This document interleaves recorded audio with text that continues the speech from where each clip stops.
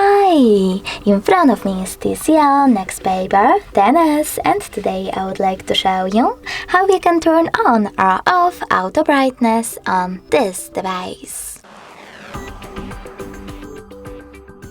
First of all, go into Settings and tap on Display section after scrolling down. Now click on this switcher next to Adaptive Brightness, and as you can see, after that, Auto Brightness is on. If you wish to turn it off, just click on this same switcher. But you can also go into Tab menu and click on this little A icon next to Brightness slider instead. If the icon is below, that means that Auto Brightness is enabled.